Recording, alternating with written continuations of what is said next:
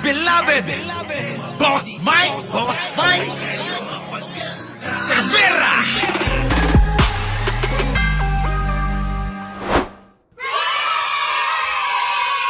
Eto na nga, tuloy-tuloy na po tayo mga kababayan. Sabi nga ni Jing Martin, huwag niyong kakalimutan ng mag-like, mag-share at mag-subscribe mga kababayan. Malaking bagay po yan, pero napakadali lang hong gawin yan. Pipindot lang kayong ganun. So eto na nga mga kababayan, bilis-bilisan natin. Nako, yari mga kababayan. Yari. Bato de la Rosa, pasok! Sinalakay po ng mga tauhan ng CIDG at NBI ang isang bahay sa Angeles City, Pampanga na umano'y posibleng pinagtataguan ni Senador Bato de la Rosa. May report si Brigada Jigo Custodio. Ibrigada mo! Brigada Live Report. Madaling araw nitong Miyerkules nang pasuki ng mga operatiba ng PNP Criminal Investigation and Detection Group at ng National Bureau of Investigation ang bahay na ito sa isang subdivision sa Barangay Balibago, Angeles City, Pampanga. Tapos, Pinaniniwalaan na isa umano ito sa posibleng pinagtataguan ni Senator Ronald Bato de la Rosa. Ang naturang bahay, pagmamay-ari nila kay Carino na tiyuhin ni Senator Robin Padilla.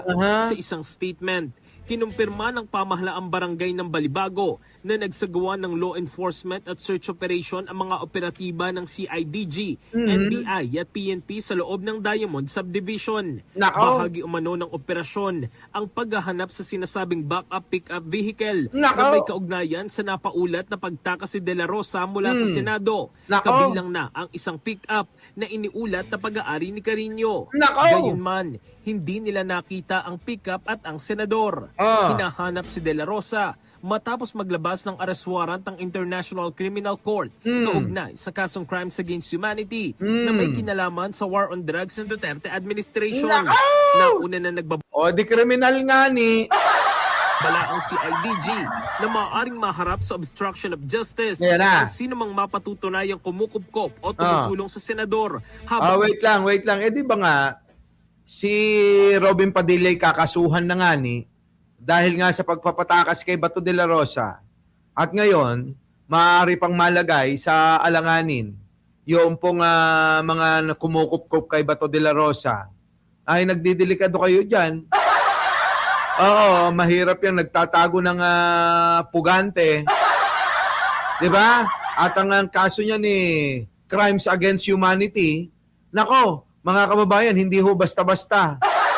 Okay lang sana itago nyo yan ang mga kaso pakikipaglaban sa mga kalaban, okay lang. Pero kung ang kaso niyan, pumatay ng walang kalaban-laban, putang ina, kagaguhan na itago pa yan. Diba Oy, nako, pagka nahuli to, Diyos ko po! Bato de la Rosa, gusto kong makita yung reaction mo Tangan, laki-laki ng katawan mo, takot ka. Di ba? Grabe, mga kababayan, napakalaki ng katawan, takot. Ang nagpapatuloy ang operasyon ng mga otoridad. Ayan. In the heart of change. Yan, mga kababayan, Ken Colets, meron pa talagang matindi yung balita na ito ngayon, pasok. Operasyon ng Ito, pakinggan nyo mga kababayan, Sabay-sabay na operasyon daw po. Pasok! Sabay-sabay na operasyon ang ikinasa ng mga otoridad sa 4 na lokasyon sa Parañaque, sa Bulacan at Pampanga.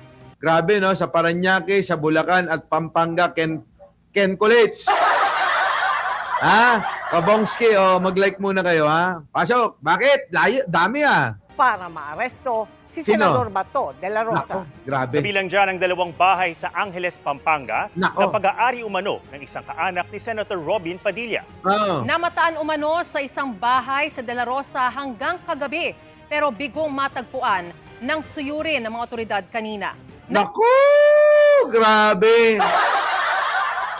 Ano ba yan? Namataan. Tapos bigo pala. Diba, Pacubits, Grabe, no? Sabi rito namataan Namataan umano sa isang bahay sa De La Rosa hanggang kagabi pero bigong matagpuan ng suyuri ng mga otoridad kanina. Kita nyo, namataan na, no? sabi mga kababayan, namataan daw kagabi. Tapos, bigo naman sila na mahuli. Oy! Kayo, tignan ninyo muna yung mga pinagkakatiwalaan nyo ng impormasyon. Huwag nyong kakalimutan na dati ang PNP chief. May mga, may mga tauhan pa rin yan ng mga nagmamalasakit. Malamang mga kababayan, binibigyan ng tip. General Bato, Senator Bato, parating kami dyan sa bahay na kinatataguan mo. Hanggat maaari tumakas ka na. Kasi papunta na kami dyan, sasalakayin ka na namin. Putangin na, sasalakayin na nga no? Sinasabihan pa, sasalakayin ka na namin, ha? Di ba mga kababayan? Pero alam nyo, ang hirap din ng buhay ng ganun, ano? Yung buhay ni Bato de la Rosa na ganyan, na takbo ka ng takbo. Di ba, no? Takbo ng takbo eh. Boss Mike, papuntahan mo kay Matibag sa Quiapo, Nueva Ecija. Merong bahay sa bundok ng Quiapo, mga Carreño ang apelyido. Nako, oo. Di ba? Ay, biruin nyo yun? Hirap ng buhay ng ganon. Joel De Lara, Belen Reyes, nako, mahirap. Tago ka lang ng tago, takbo ka ng takbo, walang peace of mind. Matutulog ka, kailangan nakadilat ang isang mata mo. Sabi nga ni General Senator Trillanes, Bato, pag natulog ka dapat nakadilat ang isang mata mo. Nako, mga kababayan, napakahirap ng ganyang buhay. Tago ka ng tago, takbo ka ng takbo, tapos ang ending, mahuhuli ka rin, o di wala rin. Di ba? Wala rin. Sige, tuloy. Nakatutok si JP Soriano. Mag-aalas 6 ng umaga nang sunod-sunod na dumating ang mga sasakyan ng Criminal Investigation and Detection Group o CIDG ng Bansa at National Bureau of Investigation o NBI sa division ito sa Barangay Balibago ng Angeles, Pampanga. Bumaba ang mga tauhan ng CIDG at lumapit sa isang bahay. Nako, mga kababayan, dami nila, no? Sana man lang may resulta, no? Mga kababayan, ano? Pero nyo, pinagsanib na CIDG at NBI ito, mga kababayan, Teresita Quenon, Jeff Rox, Densa Shurugo, Tolit Staroy, nako, wala, Nolasco, wala, Anel, wala, Janice Bailon, wala, hindi to live, hindi, replay, pasok. At pagdating nga po ng NBI at CIDG, agad sila nagpunta sa property na ito, nakipag-coordinate sa Purok leader at ang hinahanap daw nila isang Virgilio Carino na ayon po sa homeowners ay kamag-anak di umano ni Senator Robin Padilla. Ang hinahanap daw po nila sa pagpunta nila dito si Senator Ronald Bato de la Rosa. Patay. Ayon sa aking source, nakatanggap ng impormasyon ang mga otoridad na narito si de la Rosa kagabi, May 26. Ito rin. Kagabi daw, nandiyan, mga kababayan, May 26. Nung isang gabi, mga kababayan, kaya kahapon, ni-raid ito mga kababayan, ni-raid, Ang sinabi ng Purok leader na nakausap ng NBI at CIDG.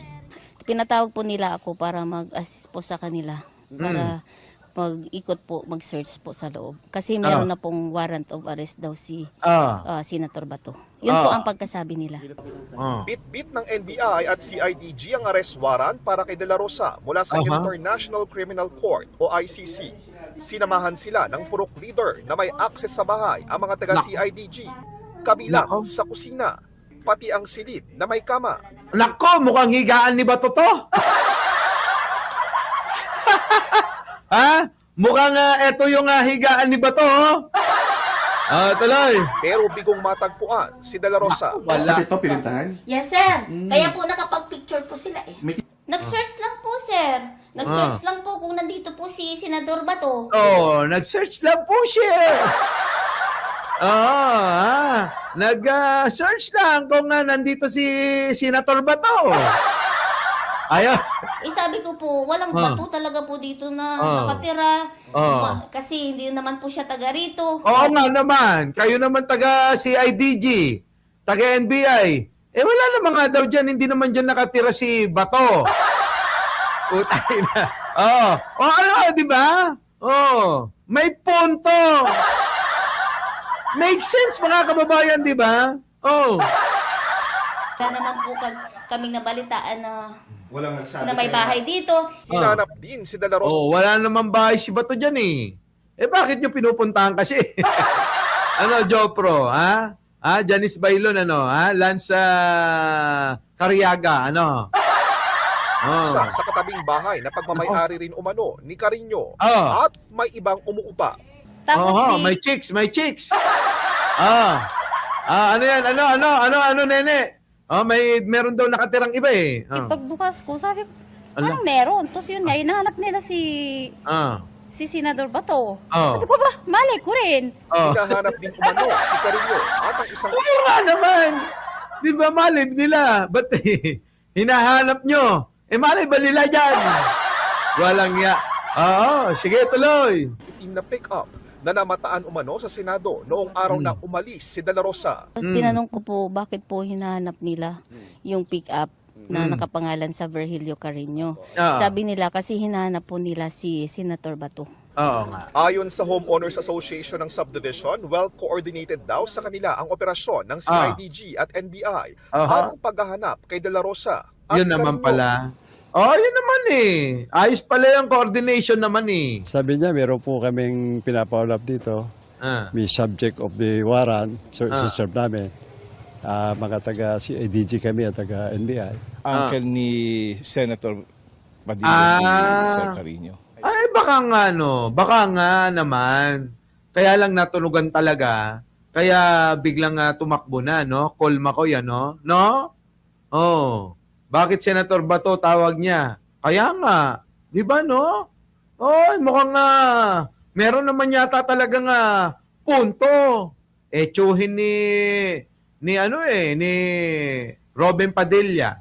Tapos nakita ho sa Senado yung pick-up na yon na kulay itim. Tapos mga kababayan, dyan ho natuntun yung kulay itim na pick-up. July, Meran Escaso, Alma Phillips, mga late na kayo. Lucy Minigawa. Mahigit isang oras lang sa subdivision ng NBI at CIDG base sa timestamp ng CCTV. Pero bukod dito ay kasabay ring hinanap si De La Rosa sa Parañaque at Bulacan ayon sa hepe ng CIDG. Sabay-sabay talaga, no? Ganito dapat, alam nyo, mga kababayan. Kung ganito lang ang ginagawa ni John Vic Remulla, ano sana ito eh? 'Di ba? Pwede natin sabihin na, may ginagawa naman pala. Nagsisipag naman pala. Di ba?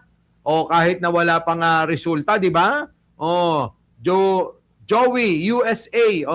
Sir Mike, di ba parang ungas itong si John Vic? Nasa kamay na niya. Now, hinahanap na naman, no? Alam mo ba, may kwento ako sa iyo, Joey, USA. Ito, may kikwento ako sa inyo, mga kababayan, ayon sa ating source ito. Alam nyo ba na pikon na si Pangulong Bongbong Marcos kay John Vic Remulla? Nako, ayon sa ating source, sa isang cabinet meeting, mga kababayan, halos hindi na yan papasukin. Itinataboy na ho ni Pangulo eh. Sa sobrang pikon, alam nyo ba yon? Nako!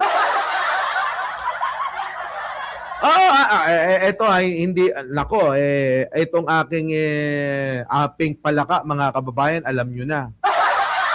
Pink Palaka ito, hindi ito sa bolang kristal. Ayon sa ating Pink Palaka, mga kababayan ko, halos ipagtabo yan na ho ni Pangulong Bongbong Marcos, yaang si John Vic Remulla. Biruin nyo sa isang cabinet meeting, pinahiya na ni Pangulo yan. Kaya lang nga, mga kababayan, medyo sinasalo-salo pa ni Boyeng Remulla. Yung kuya no, na ombudsman.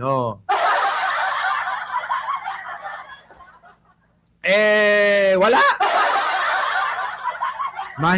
Naiwan ko, mga kababayan, siguro konting-konting kembot na lang yan. Ano? Ha? Konting-konting kembot na lang yan si John Vic, baka talagang hindi na mapipigil ni Pangulo, ano? So ngayon, mga kababayan ko, eto, si Bato. Pasok. Ang NBI. Meron po talagang mga identified areas na according to mga reports sa amin na nandun doon si Senator Bato. Wala pa naman po talagang nag-positive doon sa mga lugar natin pinuntahan. Sa kabila niya, natukoy umano nila ang mga posibleng koneksyon ni De La Rosa tulad halimbawa ng ginalugad na bahay sa Pampanga. Parang kamag-anak ko yata ni Senador Robin Padilla yung pinuntahan niyo pong isa sa mga bahay. Tama tama po. Tama po yun dahil doon po sa identification ng mga sasakyan na lumabas po na yung sasakyan ay present po during dun po sa time na nawala po si Senator Padilla po, si Senator Bato de la Rosa. Sinusubukan pa rin ng GMA News na makuha ang panig ni Senador Padilla at ni Carino. Sa isang online post naman ay humingi ng pasensya ang asawa ni Senador de la Rosa sa mga kaibigan, kamag-anak o kakilala na baka anya sunod na pasukin at sabihan na... Normal lang yun! Papasukin! Yung asawa mo eh. Ito na mga asawang Nancy, oh. Si Bato de la Rosa, kusang pumapasok sa mga bahay-bahayan para pumatay. Yan yung mga inuutos niya. 'Di ba? Nung panahon ng EJK nila, sisipain ng pintuan ng bahay ninyo. At kapag nakita yung target nila, kahit harap-harapan, nandyan ang asawa, nandyan ang magulang, nandyan ang anak. Wala silang pakialam. Babarilin na lang bigla. Tapos ngayon ganitong nangyayari kay Bato para kayong biktima, putang ina nyo. Diba? Hindi kayo biktima dito. Maraming biktima. Ito namang asawa, manahimik ka na lang, huwag ka nang kumuda. Hayaan mo na lang na mahanap si Bato de la Rosa. Diyos ko, eto, nagre-reklamo pa ng asawa ng puganting Senador de la Rosa ang Narinig mo yon? Narinig mo ba yon? Sino ba yung asawa mo? Bato, pakinggan nyo yung sabi ng ni host. Samantala, pinalagan ng asawa ng puganting Senador de la Rosa ang Kita mo? Ano sabi? Puganting si de la Rosa. Pugante. Diba? Pugante nga ni. Pugante. Kriminal yung asawa mo Kriminal, mamamatay tao. Tapos pagtatanggol nyo pa, mga buwaka ng ina nyo. Eto na. Paggalugad ng NBI at PNP dahil sa kawalan umano ng search warrant. Balita mula sa Maynila, hatid ni Radyo Patrol. Bert Dizon. Bert! Tony, kunestyon ni Nancy de la Rosa, Mrs. ni Senador Ronald de la Rosa, ang umano'y kawalan ng search warrant sa paghahanap sa kanyang mister sa iba't ibang property. Si Mrs. de la Rosa, mistulang martial law ang operasyon dahil sa pagsalakay ng mga otoridad ng walang kaukulang dokumento. Kita nyo, martial law na naman ang mga banat ng mga potang inan to. Sabi ni Anel B, Boss Mike, si Bato, baka nandun daw sa girlfriend niya na taga-Gabite. Kilala din ni John Vic yung chika babe. Sabi ni Anel B, oy! Meron daw chika babe si Bato de la Rosa. Bata ba yon, Anel? Bata? Bata ba yon? Sagutin mo nga ako. Kung bata yung chika babe ni de la Rosa. Di ba? Baka nagsawa na dun sa Taloy. Bato, nambababae ka pa, ha? Kapal ng mukha mo, ha? Mahal na mahal ka ng asawa mo, pero ikaw, hayop ka. Pinagpalit mo sa bata, sabi ni Anel, bata, anak ko! Lami ka ayo ba? Di ba? Grabe, ha? Oy, Bato, mahal na mahal ka ng asawa mo. Pinaglalabang ka. Pero ikaw, ha? Nako! Kumakamada ka. Ito na, Ana Belye. Oo na! Pasok! Sa social media, ibinahagi niya ang karanasan ng isang kaibigan na umano'y nakaranas ng ganitong operasyon kaninang umaga. Kwento ng kaibigan ni De La Rosa, hinanapan umano nila ng search warrant ang NBI at PNP Nako. para magsagawa ng paggalugad. Pero sinabi sa kanila na hindi umano ito kinakailangan. Sa kabila nito, pinayagan na rin umano niyang magpatuloy ang search operation. Nakaw! Maraming alam to si Annabel, si Anel B, oh. Oh, kasama niya pag nagpa-firing sa Cavite. Oy, Mrs. De La Rosa, yung may bahay po ng puganteng si Bato De La Rosa, yung asawa niyo daw po, may chika babe na taga Cavite. Kilala daw ni John Dick. Oo. At lagi daw kasama nagpa-firing. Oo. Diyan sa Cavite. Oo, bata pa raw eh. Bata pa. Oo, bagets. Oo. Nako, mga kababayan na tuloy. Tinanong din umano siya ng mga otoridad kung malapit kay Senador De La Rosa at General Mau Aplasca, bagay na hindi niya itinanggi. Samantala, humingi naman ng paumanhin si Nancy De La Rosa sa kanilang mga kamag-anak, kaibigan at mga kakilala. No, Nancy, wag na. Hindi niya deserve ang mahalin. Hindi deserve, Nino. Anong pinapiring? Siyempre yung butas. Meron pa bang ibang ipapiring si Bato? Siyempre yung butas. Rebecca Dirama. Shoutout sa'yo. Boss Mike, nagpapaputok?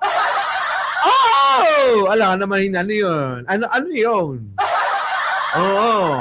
Alangan naman na walang paputokin nyo kung nagpapiring nga. Kayo, talaga, Ang ng mga utak nyo, Madudumi. Madudumi mga isip nyo. At sinabing hindi nila kagustuhang madamay sila sa issue. Putang ina mo ba to? Mrs. De La Rosa, yung mga bodyguard ng asawa mo, tanungin mo. Ay, maniwala ka sa akin, magsasalita yan. Tanungin mo. Abay, kinakaliwa ka kung gano'n. Kung totoo yung di umano'y sinasabi ni Anel B na ang asawa mo'y merong chika bebe. Grabe, no? Talaga ba? Ikaw talaga, Annabel, yeah. Sabi rito walang maililihim sa mga taga-Cavite. Nako. Lexi, shoutout sa iyo dyan sa Alaska. Lamig dyan.